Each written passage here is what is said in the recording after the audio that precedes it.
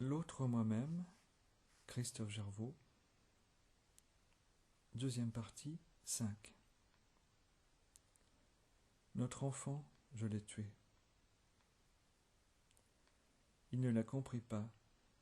Elle s'était accroupie devant lui, de douleur, le regard dans le sable. Il l'amena vers lui et la tint dans ses bras.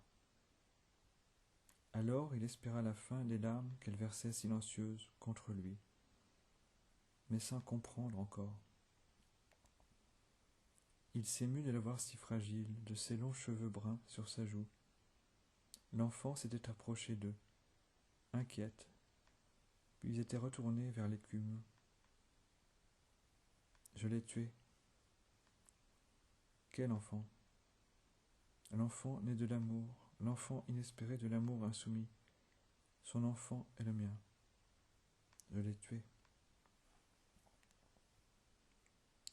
Elle s'écarta de lui pour qu'il la juge entière, frémissante, pour qu'il juge son corps et ce visage éteint. Mais il suivait sa main qui s'était effacée de son épaule gauche vers cet espace creux à côté de sa hanche. L'enfant s'inscrivait là, infime, entre la mer au loin, cette main et ce corps. Il ne l'a jamais su.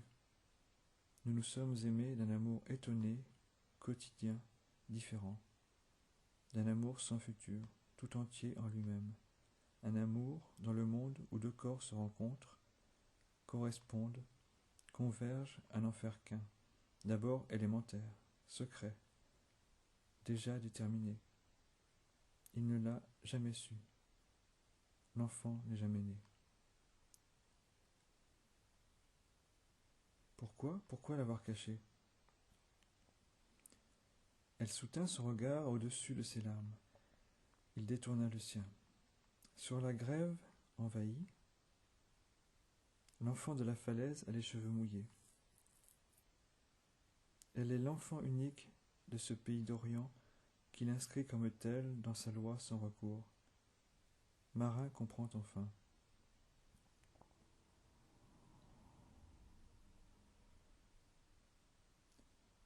J'aurais voulu qu'il vive. Il l'a pris contre lui. C'est ainsi lentement qu'ils gravirent la falaise par le sentier abrupt. Il n'a rien pressenti, ni ses soupçons de vie, ni ses soupçons de mort.